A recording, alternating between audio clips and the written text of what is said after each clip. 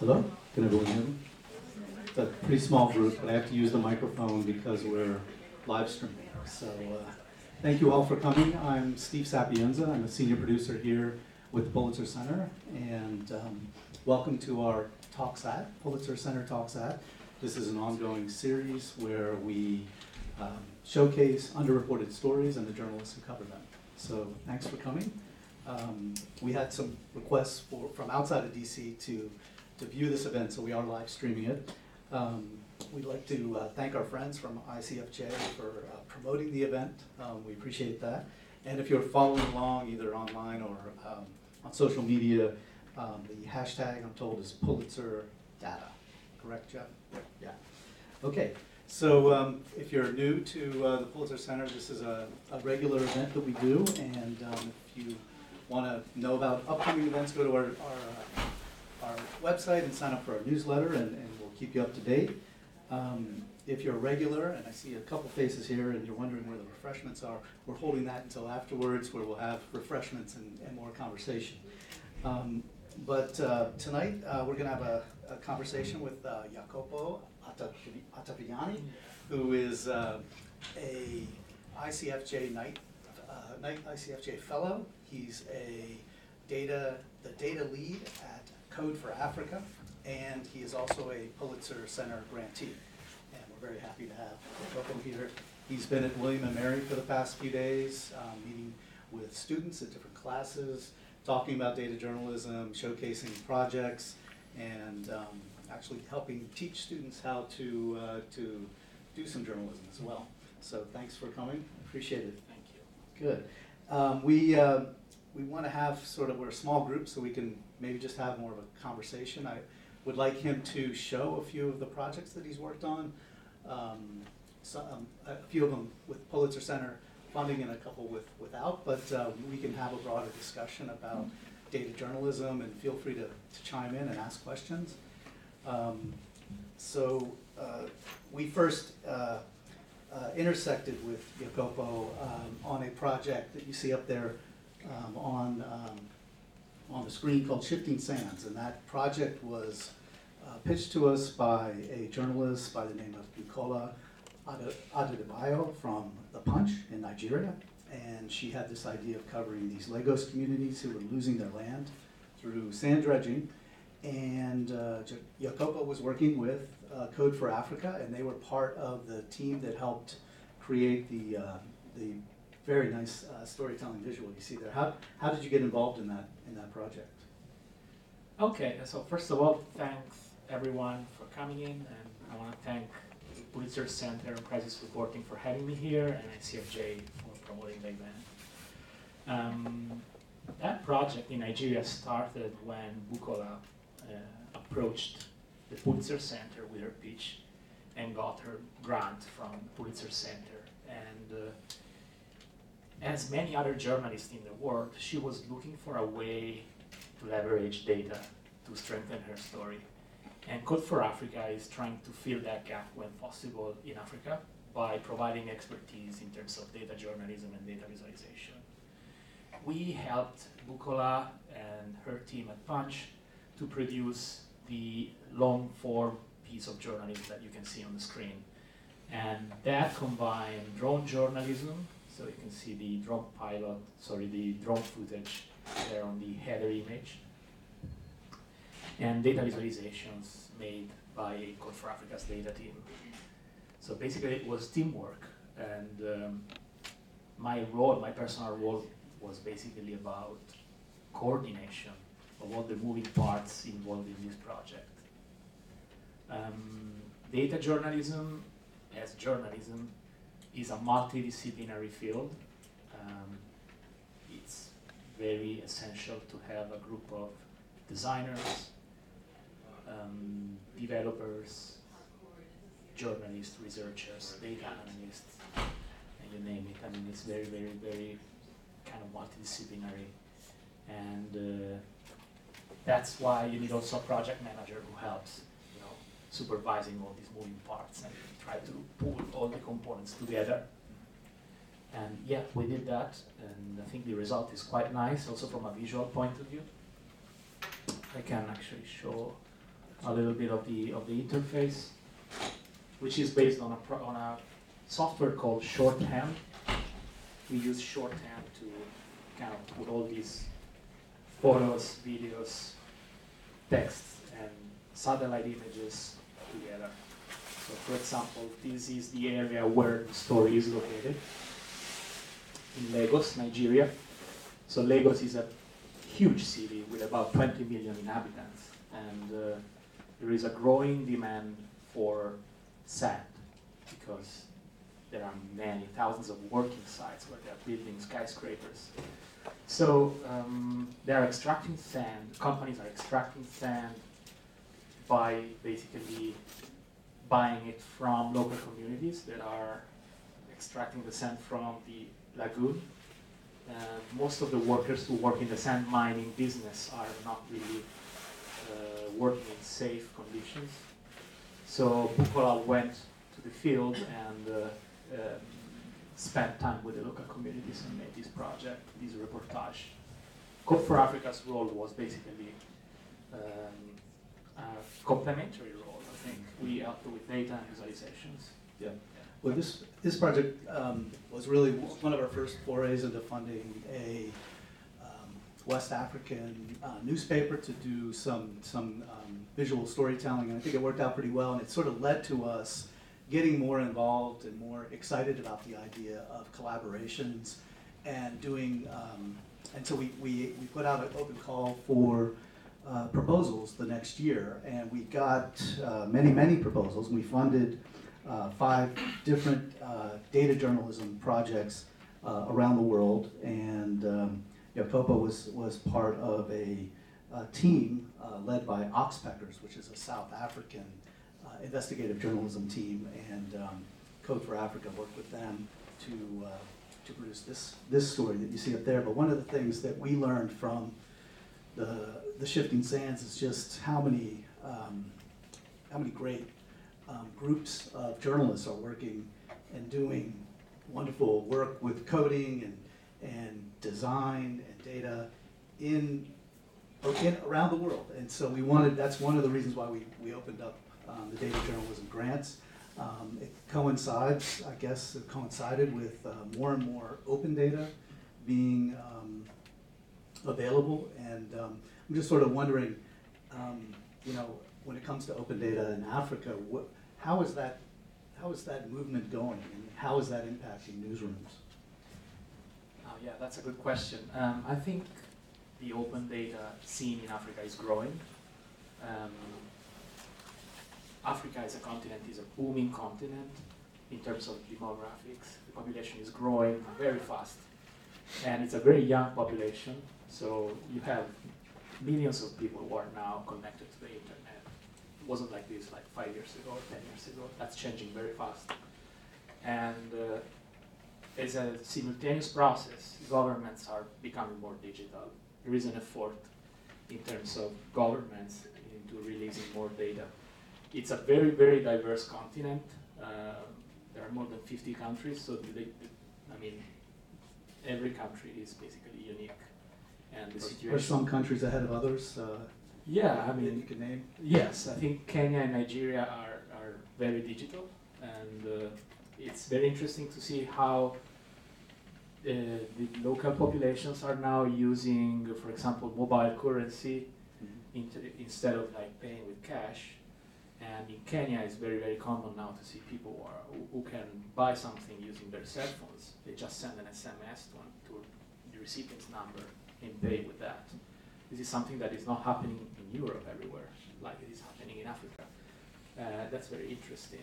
So, yeah, there is a growing amount of data about Africa, produced in Africa, and that opens a lot of opportunities for data journalism. Yeah. And this project, because we were getting more and more involved in data journalism, we were reaching out to different groups, and we intersected with a group called Radiant Earth that does geospatial information and satellite imagery, and we connected them with you for this project. But maybe you could explain a little bit about how Code for Africa works with Oxpeckers on this project. Yeah, absolutely. I think we worked on Shifting Sands together with a team of partners and journalists. So this story about the Kruger National Park, land grabbing kind of context combined with poaching. So the story, in like long story short, there is a buffer zone between Mozambique and South Africa, where nobody's allowed to leave because of poaching. So they're trying to create this kind of buffer zone to protect the animals. But the local communities that used to live there for centuries are now being displaced and are accusing private companies to exploit that buffer zone to create game reserves so that they can basically run tourism businesses in there. So Estacio Valoy, who's the Mozambican journalist who worked on this project, went to the field and interviewed the local communities and collected all the information that ended up in the story. Code for Africa's role, together with Oxpeckers, which is a South African investigative journalism no-profit organization, and in partnership with also African Drone, which is another organization in Africa that makes drone journalism, and the Pulitzer Center and ICFJ Code for Africa. All of these players joined forces in order to create this long-form piece of journalism. And like on Shifting Sands, we created a series of visualizations, infographics, satellite images provided by Radio Earth, as you mentioned. And we packaged all these components into another kind of shorthand long-form story. And as you scroll down, you can see that all these infographics and visual components are animated. This is the area. And as you scroll down, you get your videos. This is a beautiful video that has also some drone footage from the region. If it loads. It's loading. I can show it later. So if you scroll down, you can see photos, text. It's a beautiful story. This is another infographics. And these are all the credits. So you can see it's teamwork. It's not something that an individual journalist would be able to do on his own or on her own. And What are journalists in Africa learning data storytelling techniques? How are they learning that? There is all the people I had the chance to interact with are very eager to learn about data journalism. There is a lot of curiosity, and the digital literacy is growing as the data literacy, and there is a big demand for training sessions. Code for Africa is doing a lot of training sessions in newsrooms. We're trying to introduce some data desks. So what we're trying to do in many places in Africa, we're trying to build data desks. So it's not just a hit and run workshop, but it's more like a long-term, sustainable effort to create, a long-lasting change in the newsroom. So you have many projects running at one time with people located in different regions with different skills, different reporting formats. How do you organize a project typically when it's cross-border? How do you keep everybody on track? What tools do you use to do that? Well, okay, so Code for Africa's team is distributed in 5 countries at least: Kenya, Nigeria, Tanzania, South Africa, Uganda, and others. And we have partners all over the world. For example, ICFJ is in Washington, D.C., the Pulitzer Center is in Washington, D.C. We have consultants or collaborators from even other continents, right? So how do you coordinate all these people when they're not sitting together in the same room, in the same place? Luckily, there are some tools that help you doing that. For example, we use Slack as our virtual office. look, it's basically an online platform where people can work together and share files, have phone calls, and communicate in multiple channels, private channels or public channels. We also use Trello and Google Drive all the time as project management tools, and it's helping.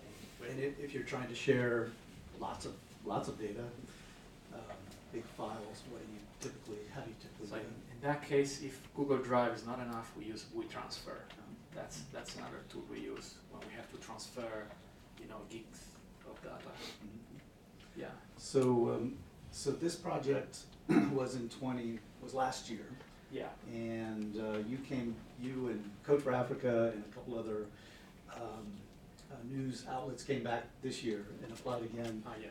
And you're now working with a group called InfoNile, and Yeah. you're trying to do reporting in 8 different countries around the Nile Basin, Exactly. and looking at land and water issues. How are you managing that project with so many newsrooms involved? Yeah, so the InfoNile project, which is an open data initiative about water security in East Africa and the Nile Basin region in Africa, is being run by a very smart team of people based in Uganda. Their name is InfoNile and Water Journalism Network. And they put together a network of water journalists from that region. Code for Africa is helping them with the tech part of the project and the data part of the project. Again, I think they work a lot on Slack, and we communicate on Slack regularly. We share data on Google Drive, and if they need an infographics, they get in touch with Code for Africa, and Code for Africa's data team will make that infographics, or will train someone else to make that infographics. So, what are some of the sources? Where are you all finding? I mean, are you using satellite imagery? Are you using land records? What are some of the sources? There is a variety of data sources about water security in East Africa. The phenomenon is called land grabbing or water grabbing, when there is water involved. One of the data sources we use is called Landmetrics, landmetrics.org. We also use a lot of data from the United Nations. What we do basically, we scrape that data, we take it from the PDF files released by the United Nations, we transfer it into a machine-readable spreadsheet, and then we visualize it, either on an interactive map or another type of data visualization. So, and then we share this data with the journalists who work with us, and they can use that data to strengthen their stories, to contextualize their stories. Yeah. So you've worked on a lot of these projects, a lot of really award-winning projects, and I'm curious how you would suggest that people humanize or can humanize data. Some maybe suggestions from some of the work you've done. Yeah, I think it's quite crucial to humanize the data, because if we just visualize data and put it into our story, the result is very cold. We are not really triggering any kind of empathy with our readers. So I think one of the most important challenges for a data journalist is to humanize the data. So for example, this is a project I made in 2016. It's called Lungs of the Earth. It's about deforestation in Southeast Asia. And we went to the field, a filmmaker and I went to the field in Indonesia and collected 4 human stories. And then we put them together into this kind of long form that includes data visualizations and interactive maps and satellite images. So the idea here, the intuition, which is not our intuition, it's actually a trend in data journalism, is that behind every data point in the data visualizations, there might be one human story, like a human being doing something, of a household facing some problems, or a community that is really kind of facing the consequences of a phenomenon like deforestation. So we made we start the story with this kind of data visualization about forest gain and forest loss in the world based on FAO data. And then if you scroll down, you kind of can dive into a human story, which I can start playing here. This is the story of a ranger in Kalimantan, and he's basically fighting forest fires with no equipment. And it's a very strong human story. You can watch it. We get the information about forest fire usually from many friends, OFI staff, national park staff, also in the satellite. We get the information from satellite, the position of the fire hotspot.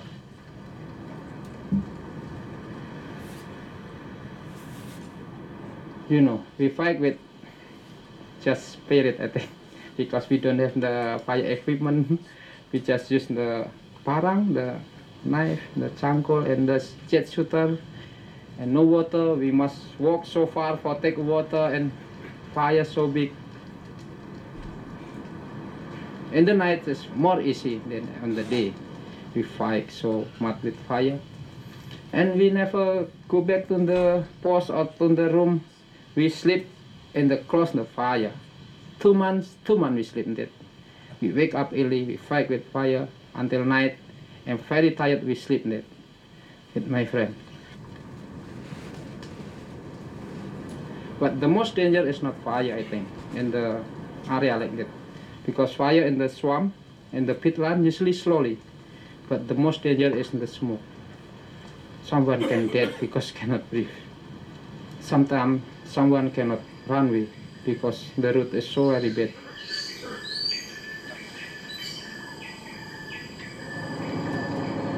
In 2006 October, the big fire came in this area and burned everything, but we start make new nursery on 2007, and we start planting in December 2007, and everything so well. Everything grows so well. We planting until about 300 hectares total. Last year, something big happened here. Forest fire came and burned everything. We already fight with all my team, also volunteer, also national park staff, maybe about more than 60 people together, work together. But yeah, we just save the small, maybe 10% of our rehabilitation, forest rehabilitation area. Just put 10%.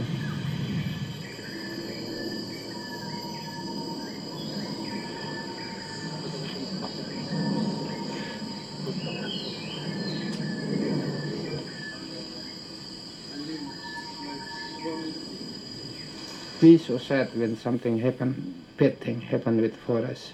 We have the same feeling with forest, and it's important so much for my team. And I believe in the future, next year, if the dry season come and the big fire come, we'll fight. We'll fight. I know, not enough equipment, but I don't care. I cannot live outside in the forest. For me, this is our life. This is my way. Biar bagus.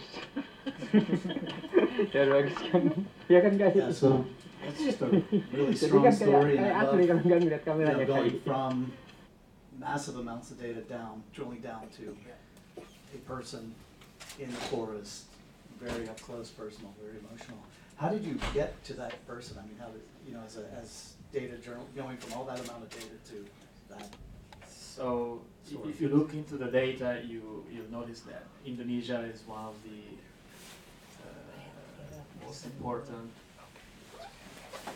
rainforests, has one of the most important rainforests, and you can see from this data visualization that we are losing forests very fast. It's after Brazil is the most endangered rainforest in the world. So that's how we identified Indonesia as a potential location.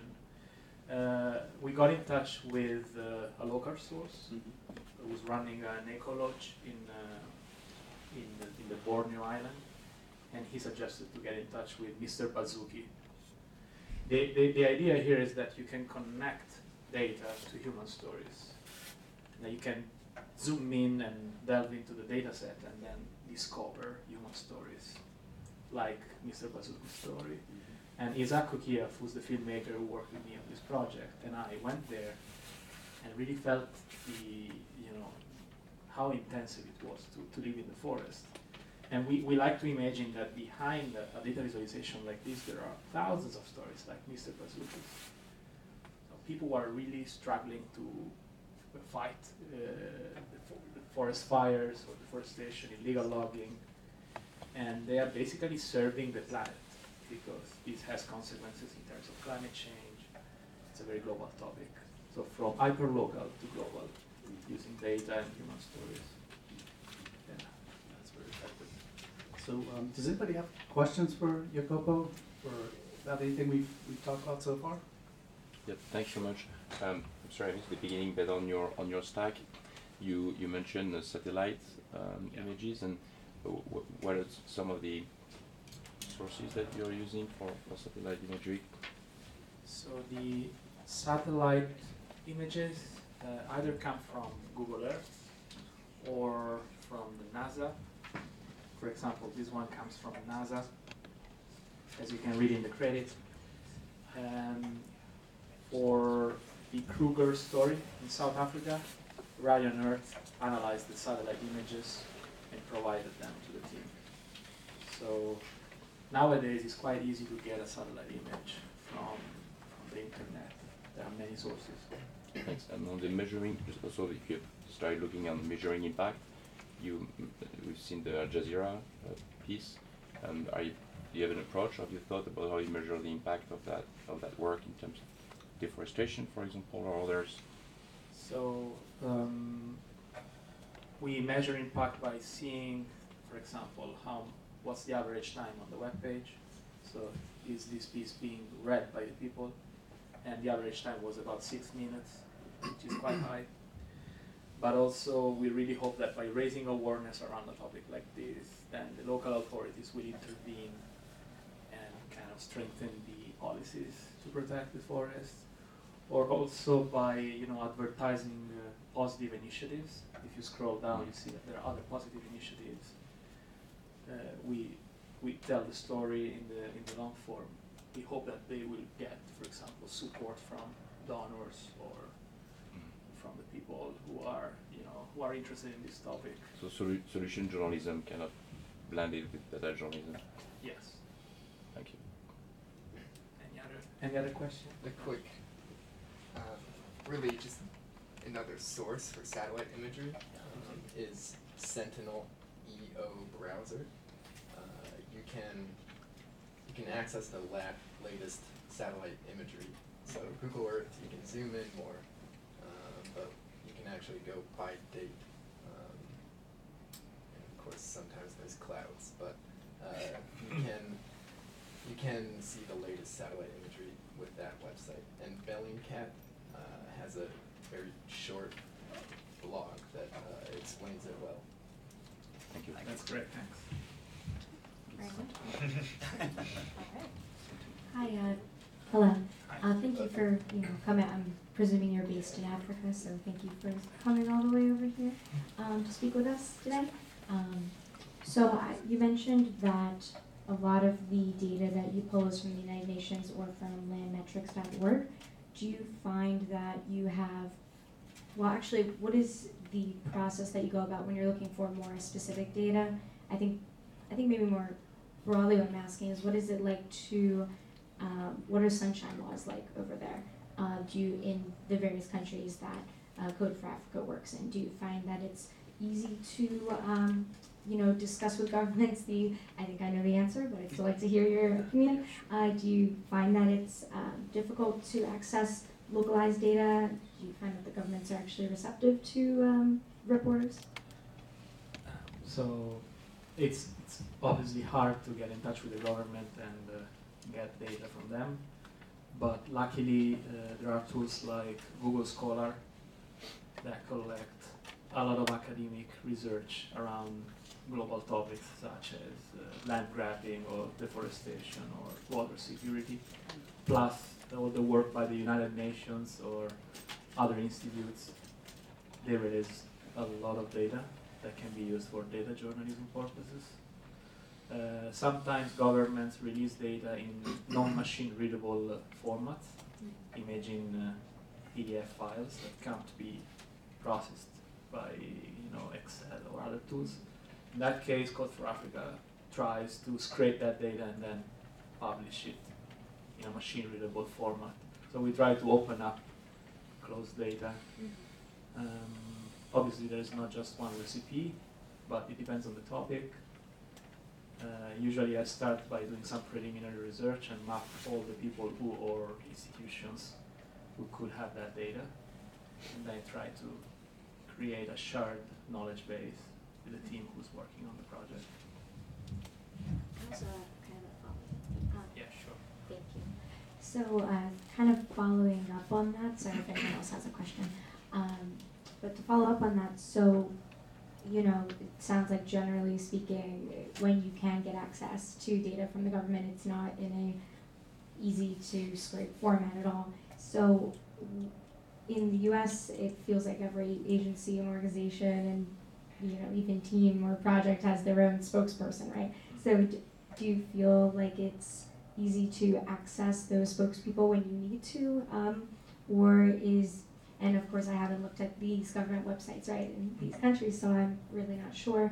But do you find that there's a fairly easy way to search for the individuals that could really answer some of those background questions or help push you in the right direction in terms of locating individual agencies? I think it really depends on the country you're working in, and it depends on the institution. I think the general trend is that it's hard to get in touch with spokespersons, but it's probably improving. That's the trend. But again, Africa is very diverse, so you can have like a very forward-thinking country. I can think of for example, latest developments in Ethiopia with the new government. They are trying to strengthen the democracy and transparency of the government. But then you have also countries where there is a lot of kind of censorship or lack of transparency, and so I think it really depends. Yeah. Thank you. You're welcome. How have initiatives like budget in Nigeria or some of the open data mining databases and others that are out there, how have you seen that compel, or has it compelled governments to be more open about with their data? So in Nigeria, for example, we are creating a partnership between the National Bureau of Statistics, called NBS, and the National Agency of News, called NAN. And we are trying to build a bridge between NBS and NAN in order to let the journalists use more data in their stories coming from NBS. So there is a demand for data literacy in some institutions, and I think this will be more and more in the future. At least that's what I hope. But there are some case studies of this, and yeah, they are aware of the importance of data. At least in Nigeria, I'm seeing that. And I also know about other initiatives in South Africa, Kenya, Tanzania that are very similar to that one. Yeah. One question. Thank you. So the drone shots are really gorgeous. I'm curious if you ever ran into problems where you wanted to get drone footage in certain areas or in certain parks or in certain company grounds, but it was illegal or against policies, and how do you toe the line between wanting to do the full investigative job but also running into those legal barriers? Yeah, it was not easy all the time. African Drones, that's the initiative that works with Code for Africa to make these videos. I know that they had a lot of problems in some countries, but they always try to find a workaround, and basically, yeah, that's the result. So in some countries it's legal, in some other countries it's not legal. If you fly a drone in an area like that, probably nobody will see the drone because it's a very, very based kind of area, but in other areas can be very dangerous. So if you want to know more about how they work, I think you should go on africandrone.org. That's the name of the network. Yeah. Thank you for coming to speak with us today. I have perhaps a related question. Is there a story you want to do or wanted to do but just simply didn't have the data for?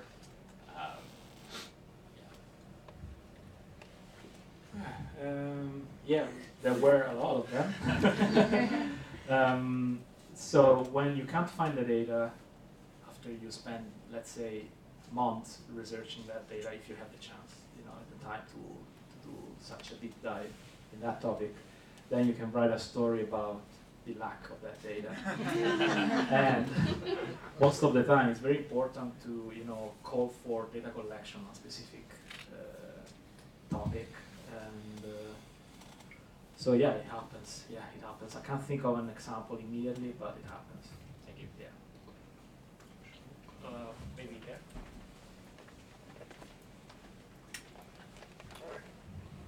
All right, thank you. So my question is probably twofold, right? So a couple of years ago, there was a huge move for open data, open government, and some countries bought in Kenya, Nigeria, Ghana, and they did put out some data. I didn't see any of them using GitHub or anything like that. But I really didn't see that data being used. So talking about working with the Nigerian Statistics Board, how are you, how is that data going to be promoted to the journalists to use? Or have you seen any example of any government using GitHub and journalists using it? Okay. That's exactly why we are trying to build that kind of partnership between NAN and MBS. We are facilitating the communication, and we are trying to also build data visualization capacities in both institutes. And we let statisticians from MBS spend time with journalists from NAN. And our objective is to create more data stories and better journalism.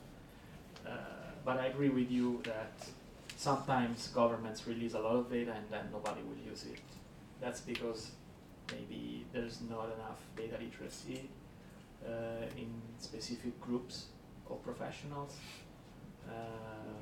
And I think if we invest as a global society into data literacy and media literacy as well, we can get a lot more fact checking, and can be very useful also to combat fake news.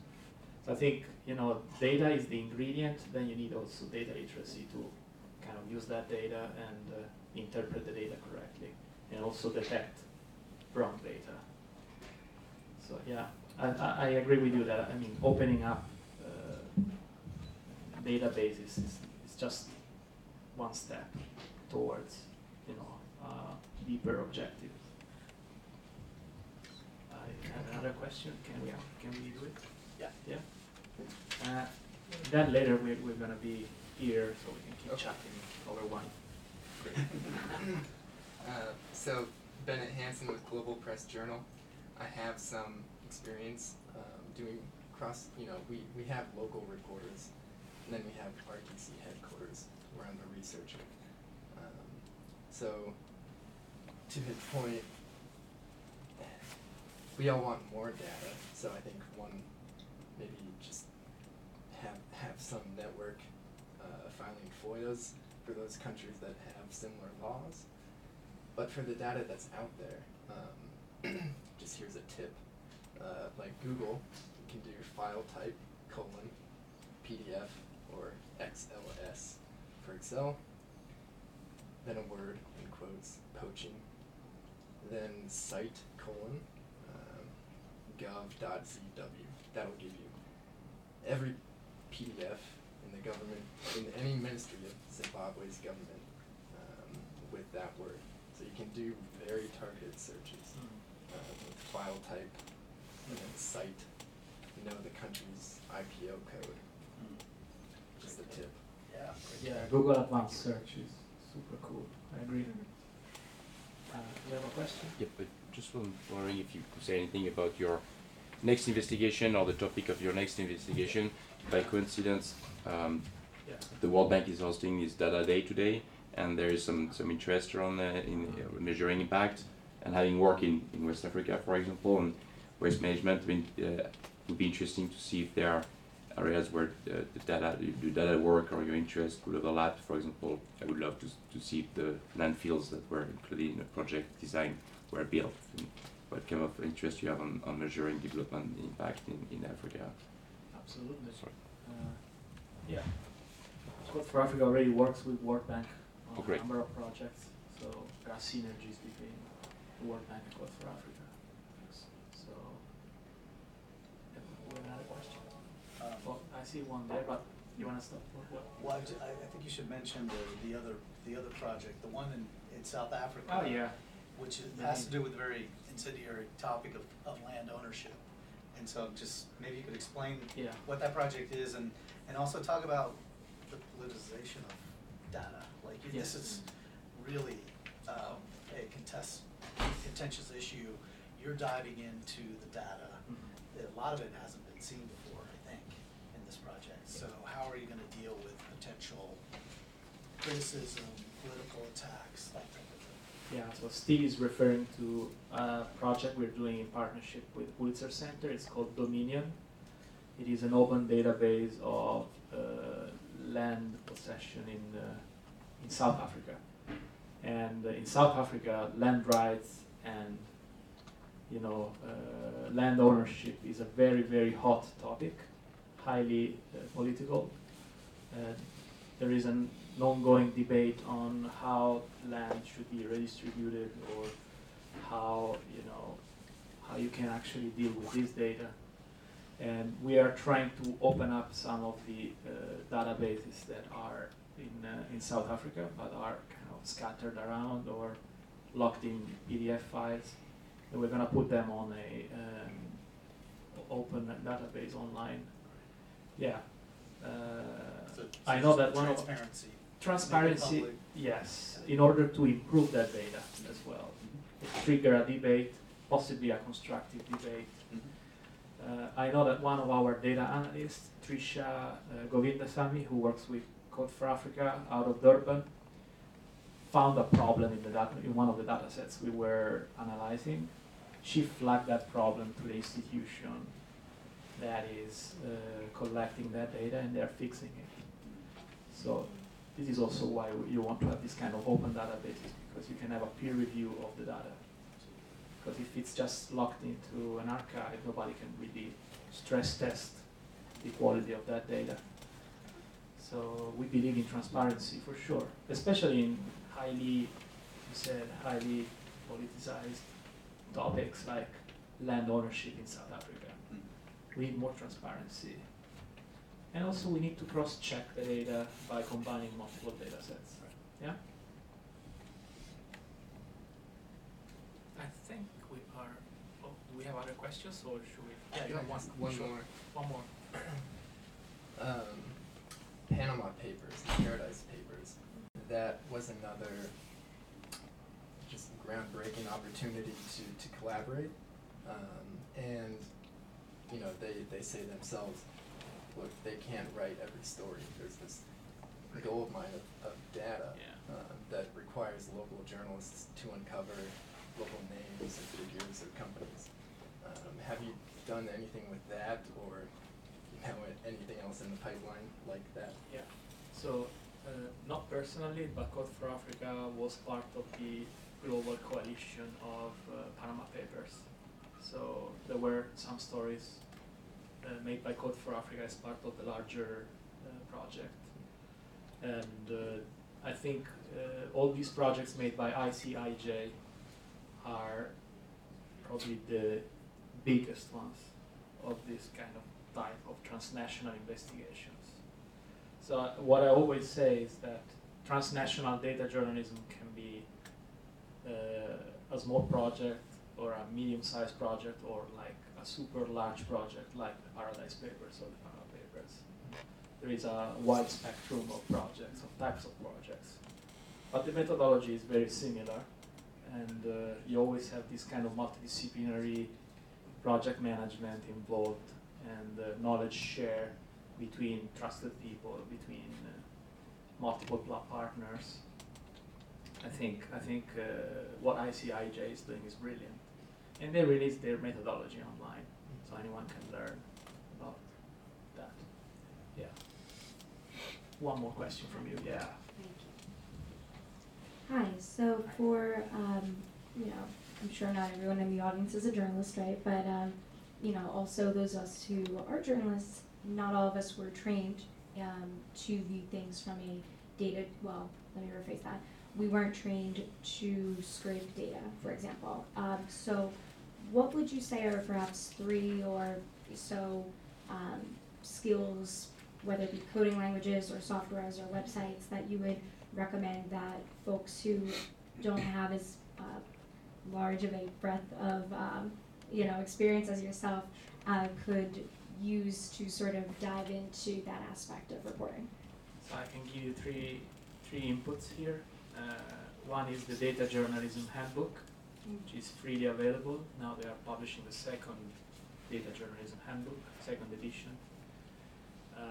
Second input could be all the tutorials that you can find on IJNet. That's an interesting website by ICFJ. They are publishing a lot of tutorials and webinars on data journalism, digital journalism, and it's really a gold mine of guides and guidelines and you know, books, links, interviews. And then I have a list of tools that I can share with you. Actually, I can load it here. It's a list of tools that I use when I teach data journalism. Mm-hmm. Just go on my. This is also a way for me to share my contact. So it's, if you want to get in touch later, you can send me a tweet. It's name and last name, Jacopo Ottaviani. If you go there and you scroll down, you'll find a link. Sorry, it's a bit down here, but I have a list of tools here. Just scroll down, you find the cat, click on the link. It's like a game. And here I have about like 50 links that you can use. List of lists, basically. There are dozens of tools that you can use for free online. And every tool comes in, or most tools come with, you know, webinars, video tutorials, and other types of, you know, learning material that you can use to learn them. There's also NICAR, N-I-C-A-R, and they do annual conferences, they do regional workshops, and you can, you know, dial in exactly what you're looking for, learn, you know, different techniques of scraping, whatever, from other journalists, so it's also really great. Awesome, thank you. Yeah. Other questions? Well, I would like, before we break and continue the conversation, with refreshments, I would say that I want to let people know and maybe spread the word that we here at the Pulitzer Center, we have ongoing data journalism open call for proposals. You can talk to Jacopo about what that types of project entails, but we'll be doing that again this year for 2019. It's our 3rd year of doing an open call for proposals, yeah, so why don't we take a break and continue the conversation. Thank you for coming.